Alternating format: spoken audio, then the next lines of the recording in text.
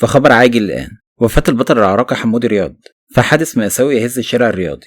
في حادثة مأساوية هزت الوسط الرياضي العراقي، لاقى بطل كمال الأجسام حمودي رياض مصرعه مساء يوم الأربعاء إثر إطلاق نار داخل محطة وقود في مدينة أربيل، في مشهد صادم خلف حزنا واسعا بمحبيه ومتابعيه. وبحسب ما أعلن عنه الاتحاد الوطني العراقي لبناء الأجسام واللياقة البدنية، فإن الفقيد كان واحدا من أبرز الأسماء في رياضة كمال الأجسام، وتم نعيه بكلمات مؤثرة في بيان رسمي وصف الحادث بأنه غادر وجبان.